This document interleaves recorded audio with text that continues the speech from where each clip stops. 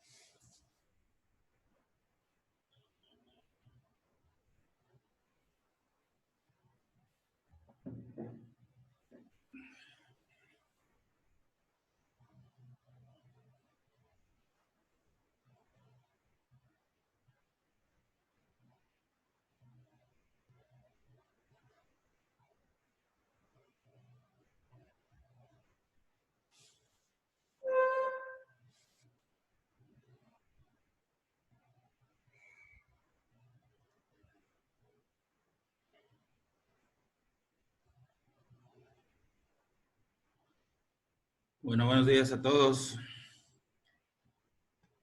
Vayan por favor poniendo su asistencia en el chat.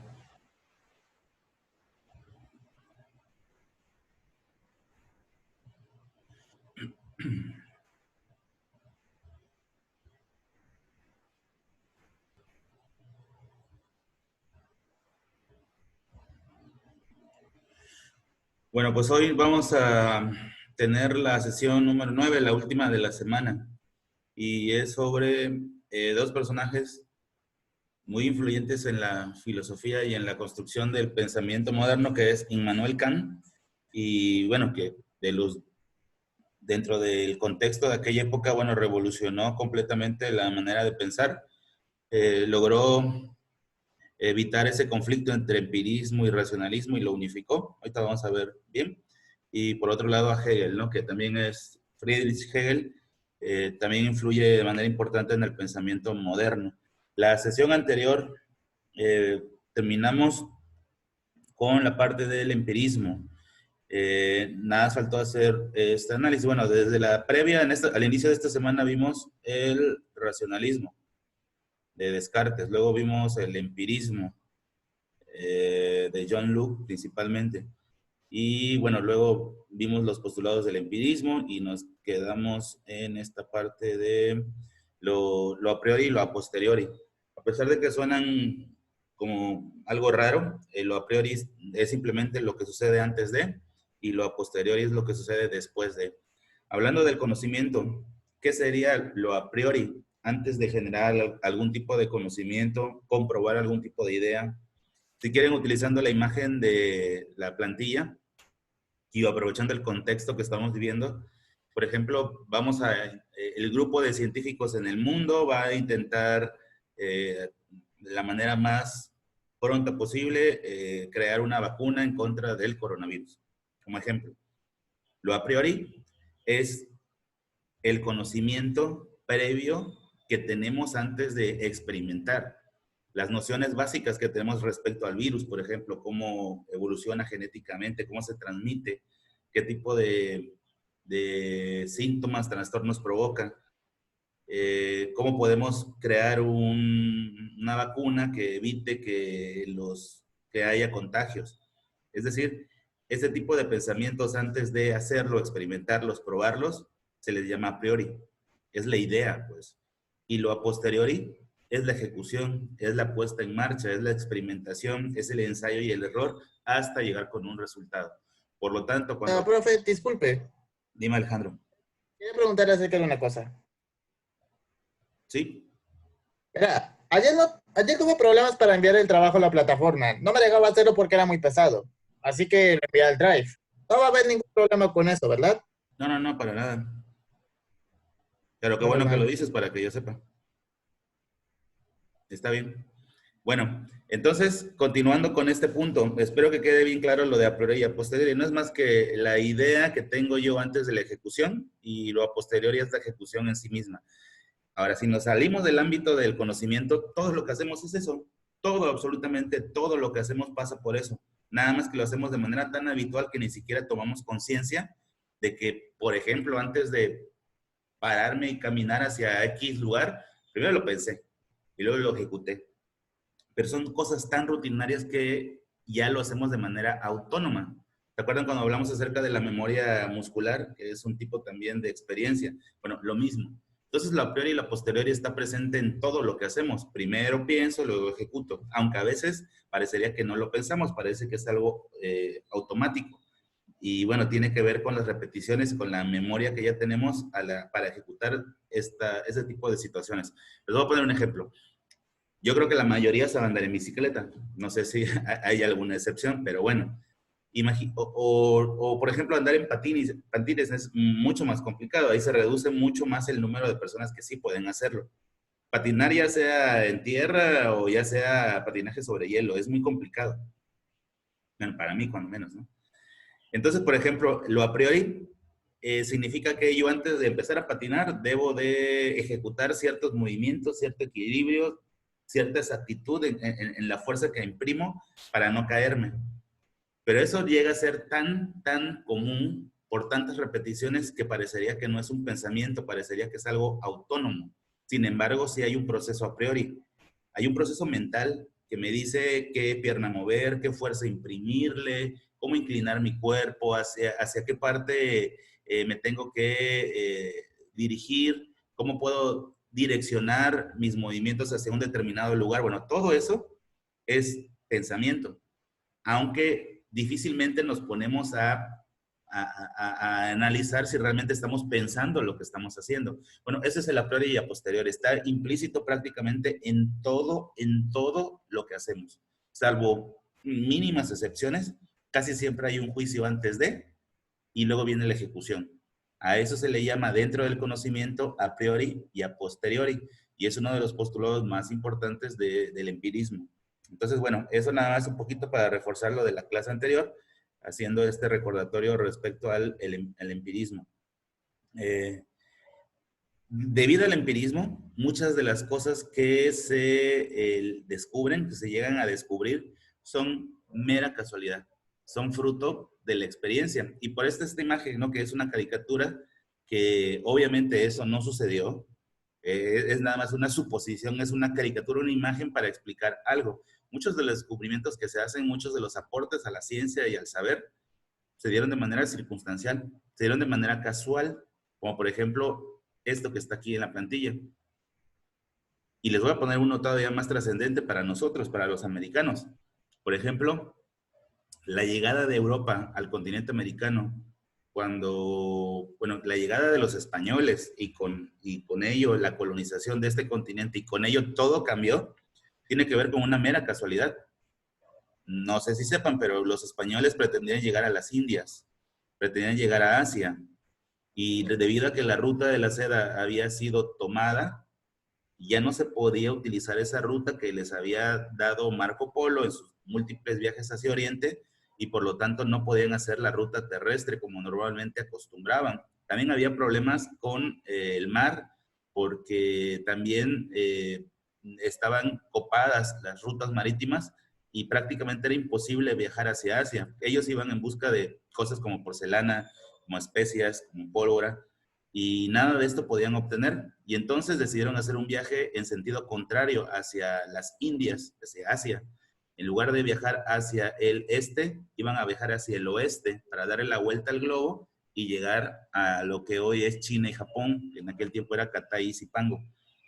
Y lo descubrieron de manera circunstancial, fue una mera casualidad. Bueno, así se han descubierto un montón de cosas. Y cosas tan interesantes que, por ejemplo, en la medicina, muchas veces se descubren curas, se descubren tratamientos de manera casual. Entonces, bueno, nada más valga esta parte del empirismo también para cerrar, para decir que muchos de lo que se convierte en conocimiento no se pensaba generar conocimiento, se da con la práctica y con la experiencia. Mucho del conocimiento y del saber se da de manera sin haberlo buscado, se da de manera casual a través de la experiencia. Y hay veces donde sí hay una Por ejemplo, el intención. microondas. Ajá, y incluso vacunas, ahorita que estamos, medicamentos. Hay medicamentos que eran para una cosa y una vez que se empezó a experimentar en las pruebas de laboratorio donde ya iban a ponerla a la venta, descubren que además de eso, sirve para curar esta otra cosa. Incluso se modifica la receta, ¿no? Que ahora también sirve para el tratamiento de tal cosa. Un poco lo que estaban diciendo respecto ahorita a la pandemia, ¿no? Que hayan experimentado con medicación que era para otra enfermedad y que posiblemente mitigaba mucho los problemas del coronavirus. Entonces, un poco eso, lo de descubrir muchas cosas de manera casual. Y bueno, de eso está yendo la ciencia, de experimentación, de práctica, de ensayo y error, y así se ha construido en esta imagen todo el cúmulo de saberes y conocimientos en todas las disciplinas, no nada más en las ciencias formales o las que luego mal llamamos exactas, que más bien son formales, sino también o experimentales. También abarca una serie de descubrimientos en el ámbito de las ciencias sociales, también de manera casual. La clase de hoy, entonces, vamos a ver lo que es el criticismo y lo que es el idealismo de Kant y de Hegel. El idealismo alemán, porque ambos son originarios de Alemania y crean una forma de pensar diferente. El criticismo, lo vamos a entender ahorita, es importante que lo entiendan. Vamos a hablar acerca del criticismo. Primero, es como una especie de mediador entre lo que ya está preestablecido, lo dogmático, y que es también se le suele llamar optimismo epistemológico. ¿Qué es episteme? Es el conocimiento o el saber. Y por otro lado también está la cara opuesta, que es el pesimismo epistemológico, que significa que no se puede obtener conocimiento. Cuando vino la explosión esta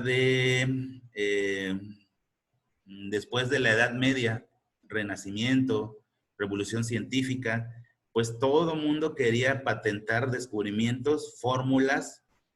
Ocurren un montón de nuevos descubrimientos que hay que ponerles un freno. Y el criticismo eso hace. Es un mediador entre lo que realmente sí es conocimiento, lo que está a la izquierda, y los nuevos conocimientos, donde siempre hay que dudar de ellos. Por eso la palabra pesimismo. Optimismo significa que sí hay conocimiento, pesimismo significa que no lo hay. ¿Qué hace el criticismo? De alguna u otra manera va a mediar entre lo que sí es y lo que no es. Se crea una nueva ciencia, una nueva disciplina que no existía, la epistemología. Por eso dice epistémico, porque la palabra epistemología o la ciencia epistemológica es la que valida el conocimiento y el saber.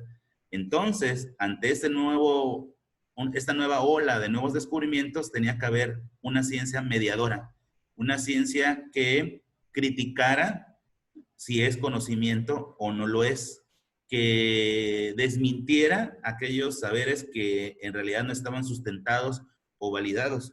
Hasta ahí todo estaba bien. El problema es que no había una manera de cómo validarlos.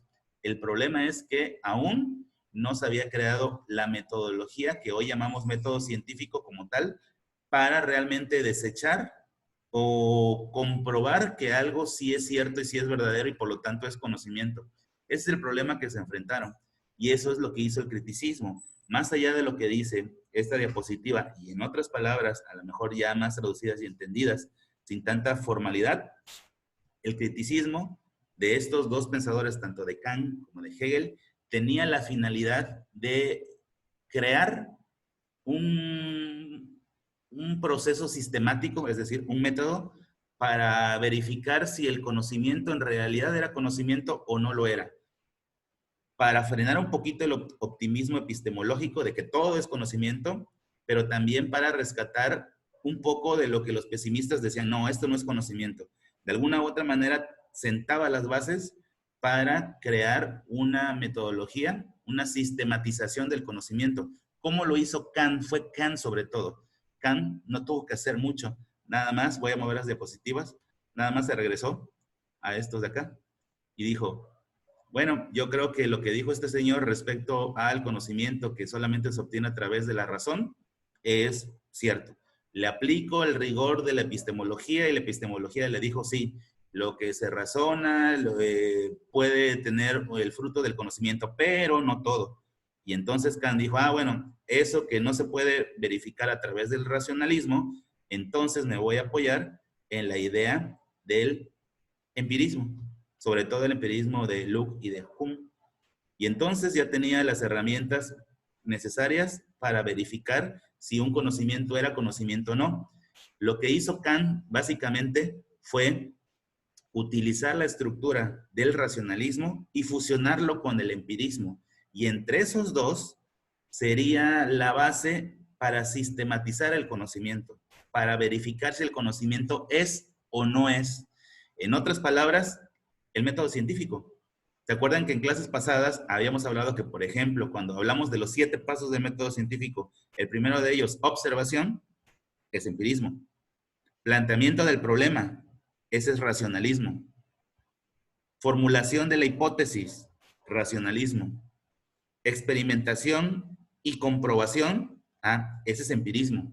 Y por último, llegar a una teoría o a una ley, ese es racionalismo. Entonces, lo que hizo Kant en realidad, y por eso es súper reconocido, no fue otra cosa más que unificar los criterios de sus antecesores y decir, es que no tenemos que pelearnos entre si esto es o no es, si es empirismo o es racionalismo, si es conocimiento o no es conocimiento. Lo que tenemos que hacer es sistematizar para tener una fórmula para verificar si el conocimiento es válido o no. Y es ahí cuando surge la epistemología. Y es ahí cuando Kant y Hegel contribuyen a la formulación del método científico que hoy conocemos, con los pasos estándar que les he mencionado. Y eso es lo que hace el criticismo. Es la unificación, pues, del empirismo con el racionalismo para, entre los dos, verificar el conocimiento y que no haya duda respecto a ahora si algo es saber o es una simple especulación. Entonces, eso es lo que hace Kant. Ahora, en referencia a Kant y hablando mucho de su ideología, que se refería a que muchas veces la apariencia es un reflejo falso. La apariencia, por lo que se ve por encima, no siempre es verdad. Si se acuerdan la duda metódica, bueno, la rescata él también y dice que también siempre habría que dudar de todas las cosas, pero aquí ya en el ámbito de lo científico. Y entonces, para identificar esto, voy a poner unas diapositivas en donde la apariencia o la primera apariencia suele ser muy poco certera. Para eso hay que utilizar un método, para estar seguros de que algo es. ¿Qué método es? Pues el recién método ideado por Kant, que no es otra cosa más que aplicarle el empirismo y el racionalismo a la hora de evaluar las cosas para tener una certeza. Y vean, ahorita hablando acerca de los médicos, ¿no? Que están teniendo una labor bastante complicada y difícil, sobre todo en algunos países del mundo, ¿no? En el caso de los italianos, en donde vimos ahí videos, ¿no? De cómo en los hospitales vivían una situación muy complicada, ¿no? Y que ahora está llegando a Estados Unidos y entre otros a México también, que esperemos que no tenga el nivel de complicación como sí tuvo, sobre todo en Europa, sobre todo en países como Italia y como España. Vean esta imagen. Si tú a esta persona la ves en la calle, ¿qué piensas?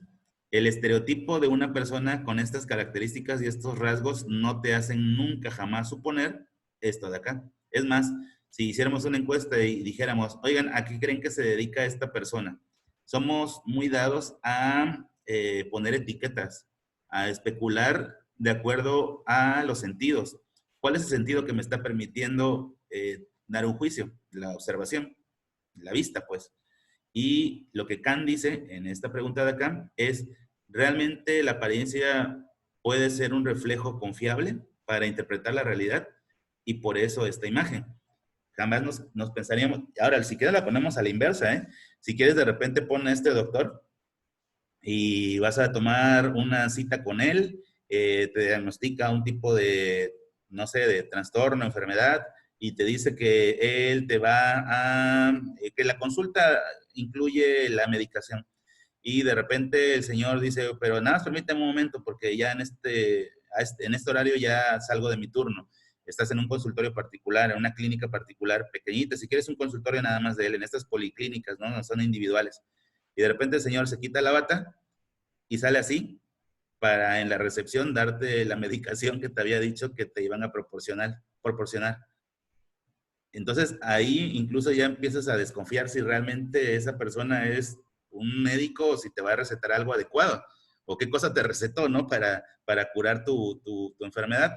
Entonces, bueno, ese es el ejemplo de cómo la apariencia muchas veces es equivocada y por eso es que hay que ahondar más para llegar a la verdad. Esta otra imagen, vean, sigan la secuencia porque si no, no tiene chiste. La fotografía de arriba es una fotografía tomada supuestamente a nivel de la alberca y atrás como fondo una casa. Y lo primero que, si yo te mando esta foto, que esta es mi casa, lo primero que dices, oye, pues tiene una albercota, ¿no? Qué padre, pues quisiera que me invitaras, ¿no? Para poder ahí disfrutar, porque yo no tengo.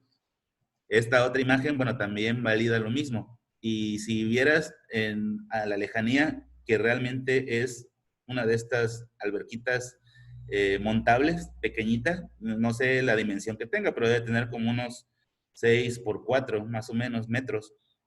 Pero vean en esta imagen, jamás te imaginarías que es una alberca de estas, de este tipo, de las desmontables, las que se llenan y se vacían según sea el uso. Entonces vean cómo la apariencia también en ese sentido puede engañarnos. Hablando de lo mismo respecto a la crítica de Kant. Vean esta otra. Si hubiera puesto la secuencia, si hubiera fragmentado estas imágenes, si hubiera utilizado recortar, por ejemplo, hubiera puesto esta fotografía, imaginen lo que hubieran pensado. Hubieran empezado tal vez preguntando, oigan, ¿saben quién es ella? Para que, para comenzar, para que creyeran que en verdad es ella. Y a lo mejor iban a verla otra vez y tratar de reconocerla o asociarla con algún artista, no sé. Y luego dirían, no, pues no sé, pero difícilmente alguien diría que es un hombre. Luego, si hubiera mostrado esta otra imagen, a lo mejor ya empezarían muchos a sospechar, ah, pues es la misma persona, no nada más que con, a lo mejor una con maquillaje y este otro al natural. Y bueno, es la misma persona. Entonces, nada más para que vean cómo también en ese sentido, nuestra percepción, nuestra primera impresión de la realidad, pues suele en muchas ocasiones no ser la adecuada. Vean esta otra de acá, que esto ahora que la gente no tiene mucho que hacer, no están yendo a trabajar, muchos no están yendo a la escuela, no están tomando clases como nosotros sí tomamos clases a distancia, pues se ponen a inventar un montón de cosas, ¿no? Como por ejemplo esto. Vean esa imagen. Simula o establece como si estuvieras en un lugar tomando el sol en la playa y vean lo que en realidad es. Entonces, bueno, es un poco de la crítica que también hace Kant respecto a la realidad, que muchas veces esa realidad requiere una interpretación mucho más profunda para tener una idea clara respecto a esto. Por eso vean las dos palabras del tema, criticismo e idealismo. No puede existir una idea clara de la realidad, sino primero le aplico el rigor del criticismo, que es la verificación, que es la puesta en práctica del método científico con todos sus pasos. Yo entiendo que, por ejemplo, si queremos interpretar, imagínate que esta foto te la manda una amiga y te dice, estoy en tal lugar, no significa que vaya yo a aplicar a rajatabla el método científico, ¿verdad? Pero, por ejemplo, sí las vas a observar. Y ahí vas a verificar que hay cosas que a lo mejor no son congruentes, a lo mejor la forma de las rodillas, no sé. No vas, inmediatamente vas a generar una, el paso que sigue en el método científico es el planteamiento del problema. Obviamente no le vas a poner planteamiento del problema tal, ¿no? Pero puedes determinar, no, se me hace que en realidad esto no es una foto real, es como que el plantearte el problema, porque no concuerda esto, otro. Luego, la generación de la hipótesis. No, yo creo que en realidad lo que hizo fue utilizar el fondo de su computadora como una imagen y eso parece una mano, pero te faltaría la parte de experimentación o comprobación. Pero al final de cuentas, a pesar de que no utilizamos el método científico tal cual, así con sus pasos, pues sí hacemos ese procedimiento mental para determinar si las cosas son o no son. La invitación es que todos seamos capaces de detenernos un poco antes de juzgar la realidad para equivocarnos menos, utilizando los principios de estos personajes. Acuérdense que de lo que se trata es utilizar el contenido de la materia para la aplicación en nuestra vida diaria. Si no, nos serviría de tanto, ¿no? Nos quedaríamos cortos nada más en una descripción de lo que hizo cada uno de estos personajes dentro de la filosofía. Y no, yo se los dije desde que empezamos el curso, se trata de que yo aprenda los principios de alguno de estos personajes para yo tener también mi propia percepción. Y ojo con eso, mi propia percepción. No significa que yo me apegue precisamente a la ideología de algún filósofo, sino que entre todos construyan nuestra filosofía. Y por esa razón, y aunque no lo crean, el pensamiento que ustedes tienen es en gran medida y en muchos casos superior al pensamiento que tuvieron incluso estos grandes personajes hace tantos años. ¿Por qué? Porque ustedes son herederos del cúmulo de conocimientos que se fueron construyendo a lo largo de miles de años o de cientos de años. Y cuando a ellos les tocó vivir, había cosas que todavía no se descubrían y por lo tanto ellos son incapaces de poder acceder a ese conocimiento. Pasa mucho ahora en la modernidad con la tecnología. No me van a dejar mentir.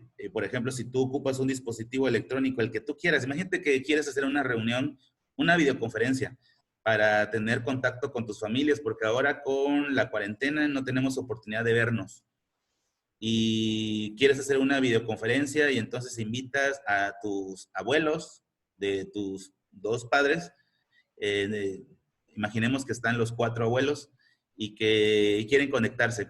Tendrían dificultad para poder acceder a este tipo de plataformas porque no tienen el conocimiento que ustedes sí tienen. Y eso es lo que nos hace falta también un poco analizar. Nosotros hacemos, imagínate, si nos vamos a un ejemplo más extremo, si por alguna razón Kant pudiéramos estar hoy en día parados frente a él, y lo primero que queríamos hacer, vamos a utilizar esto como una alegoría, ¿sí? O sea, no vamos a decir, ay, esto no es posible, es una alegoría, es una comparación para sacar una conclusión. Sacarías su teléfono y te tomarías una foto con Kant, sabiendo que él es Kant, ¿no? Así como para inmortalizar el momento y todo. Qué extraño sería para él, ¿no? Que sacaras de repente tu teléfono. La interrogación que se generaría en él, la nubecita así arriba de su cabecita con un signo de interrogación diciendo, ¿qué es eso? Y luego le enseñas la foto para decir, mira cómo quedamos, imagínate el susto que iba a tener. Bueno, es lo mismo. Las generaciones anteriores incluso ya cercanos a nosotros, como nuestros abuelos, pues son ajenos a cierto tipo de conocimiento porque no estuvieron al alcance de ellos cuando eran jóvenes. Por lo tanto, aunque hay personas que constantemente se están renovando y cultivando y están en el clímax del conocimiento y la tecnología, pero no todos es así. Entonces, es un poco lo que queremos analizar con el tema del criticismo de Kant y de Hegel. Ahora nos vamos a la parte esta de tomar un poco de notas acá, sin brincarnos esto de acá. El idealismo de estos dos personajes, bueno, esta forma de pensar del criticismo y la unificación del empirismo y del racionalismo es parte del llamado idealismo alemán de estos dos personajes. Y también se menciona que hay varios tipos de idealismo, aunque nada más podríamos, los vamos a mencionar, pero para usos prácticos de bachillerato, de la materia de filosofía, si nos estuviéramos en la carrera de filosofía y letras o en algún otro tipo de carrera, pues sí, ahondaríamos más en el tema, pero bueno, los mencionamos. El tipo de idealismo objetivo es tan antiguo como que Platón ya lo profesaba, ya lo ponía dentro de sus postulados. Las ideas existen en sí mismas y solo podemos acceder a ellas por medio de la experiencia. Es decir, las ideas están, pero tengo que verificarlas con la experiencia para yo tener conciencia de tal situación. Eso mismo piensan otros modernos, incluyendo uno de los de hoy, que es Hegel. Es decir, tomamos conciencia de la realidad una vez que la experimentamos. Punto. Eso significa el idealismo objetivo. El idealismo subjetivo estipula que las ideas solo existen en la mente del sujeto. Es decir, que sin él no existe un mundo externo autónomo. Esta es la idea de Descartes, de Kant, por cierto, que también estamos viendo el día de hoy, entre otros, pero son los más reconocidos. ¿Qué significa esto? Que las ideas ya están presentes en nosotros y no es que el mundo externo nos la imponga, sino que es una relación entre ambas. Es decir, fíjense lo que dice, las ideas no existen en la mente del sujeto, de modo que sin él no existe un mundo externo autónomo. Es decir, este árbol está bonito, pero si no estuviera alguien interpretando lo que es el árbol estaría bonito. Es decir, requieres o implica que forzosamente haya un sujeto que vaya a interpretar esa realidad. De otra manera, esa realidad pues no existiría o no debería de existir. El idealismo trascendental también fue creado posteriormente por Kant. Establece que para que tenga lugar un conocimiento es necesario la concurrencia de dos elementos, lo que mencionaba un poquito antes, un objeto y un sujeto. El ejemplo que les puse, el árbol y la persona que va a interactuar con el árbol. Por ejemplo, yo puedo decir, este árbol da una magnífica sombra y es espectacular su vista, es hermoso. Pero si no estuviera el sujeto interpretando el árbol y sacando conjeturas de acuerdo a lo que está observando en el mundo sensible, este árbol no sería ni hermoso, ni daría sombra, ni nada, porque no habría un sujeto que sacara tales conclusiones. Es más, pues hasta este día no tenemos conocimiento respecto a que los árboles pudieran sacar estas conclusiones.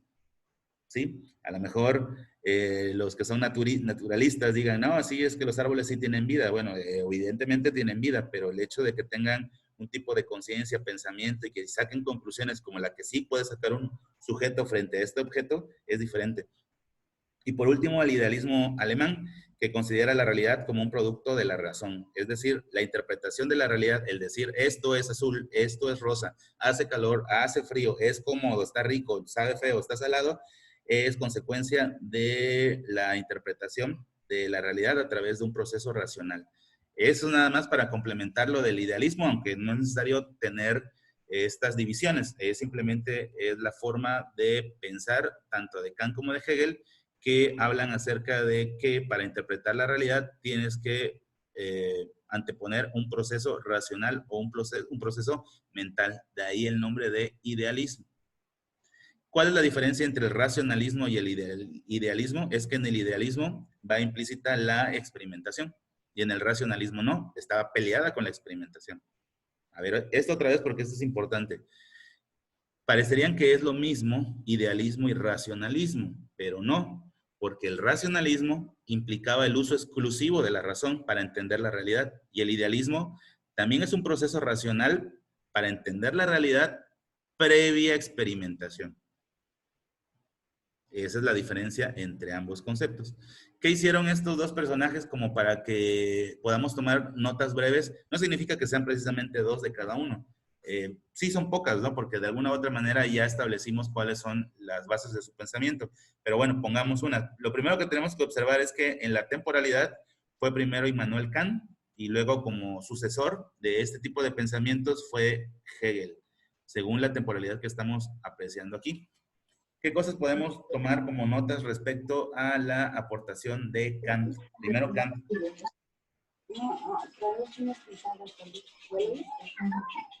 La primera. Fundador del idealismo alemán. Otra. Su obra magna o su obra más importante se llamó La crítica de la razón pura. Esto también no se les pase ponerlo. Este es de Kant. Esa es pregunta obligada que debemos de saber en todo momento, casi como que si hubiera examen, indudablemente. La obra magna de Kant se llama Crítica de la razón pura. No vamos a hablar acerca de qué es la crítica de la razón pura, pero su propio nombre te da luces respecto a qué trata. Rechaza que únicamente podamos razonar exclusivamente con la mente. Hay que razonar también con la parte sensible, con la experimentación, con la práctica, con la vivencia. Y luego como consecuencia ya podemos tener un mejor entendimiento de la realidad. Esa es la crítica de la razón pura. Sí. ¿Otra? Se trata de generar, según Kant, se trataba de generar experiencias positivas. ¿Qué es una experiencia positiva? Que te cree entornos en donde la gente esté cómoda, esté feliz y por lo tanto sea socialmente aceptable su conducta. Si yo vivo en un entorno hostil, peligroso, pues obviamente eso va a generar en mí un tipo de características que no me van a hacer una persona socialmente aceptable. Si yo provengo de un matrimonio en donde mis padres todo el tiempo estuvieron peleando, en donde había agresiones físicas, donde había agresiones incluso en contra mía cuando yo era niño, si hubo carencias de todo tipo, si hubo abandono, si hubo infidelidades, si hubo, vaya, lo peor que podría haber dentro de un matrimonio, de alguna u otra manera eso va a impactar en la persona. No significa que va a repetir el mismo patrón, pero puede tener un trauma y hacer todo lo contrario, no permitirse interactuar. Entonces Kant dice que hay que generar experiencias positivas para generar un tipo de sociedad positiva. Y es verdad, o sea, no podemos dudar de esto, es parte incluso de la psicología, de los principios de la psicología. Y la última de Kant, fusiona el empirismo con el racionalismo. Y con ello crea las bases del método científico. Otra de Kant, fusiona, une el empirismo y el racionalismo. Y con ello, la base del método científico. Otra de Kant también, de hecho no es una nota, nada más, si acaso una flechita en la nota anterior.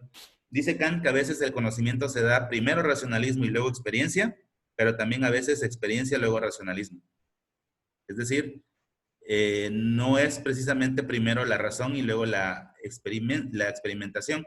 Hay veces que se descubren cosas de manera casual en la experimentación y ya luego se justifica teóricamente a través del uso de la razón. Entonces es reversible. A veces el conocimiento se alcanza primero razonando y luego experimentando, pero también a veces de manera casual, primero la experimentación y luego el sustento racional. Hegel, antes de que se nos acabe el tiempo, Hegel utiliza mucho de los postulados de Kant, primera nota. O es un poquito lo que hizo Platón respecto a Sócrates, o un poquito lo que hizo Aristóteles respecto a Platón y Sócrates. Es decir, hereda el cúmulo de conocimientos de su antecesor, que era Kant. Esa es la primera nota de Hegel. Otra nota de Hegel es que la experiencia sensorial, es decir, la experiencia de los sentidos, la experiencia sensorial, más la toma de conciencia lleva al conocimiento. Otra vez, la experiencia sensorial o sensible, es decir, de los sentidos, más la toma de conciencia nos lleva al conocimiento.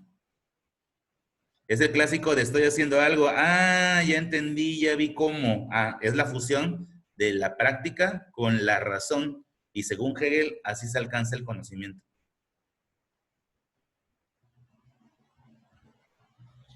La última de Hegel, antes de que nos vayamos.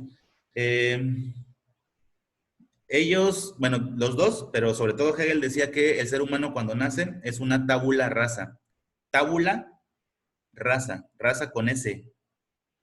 Lo vimos cuando hablé que en la época de la filosofía clásica, cuando tomaban clase los alumnos utilizaban una tabla de madera, una tableta que tenía más o menos el tamaño de una tablet moderna, que tenía un marco de madera o de hierro y que era rellenada con cera y cuando no había capacidad, pues con arcilla.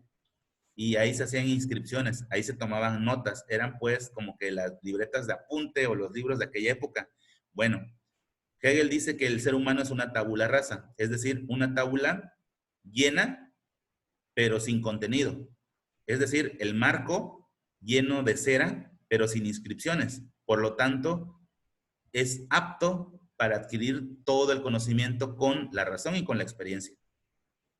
Oigan, y tiene razón, cuando nacemos carecemos de conocimiento, somos una tabula rasa y conforme pasan los años adquirimos experiencia y adquirimos razón, punto.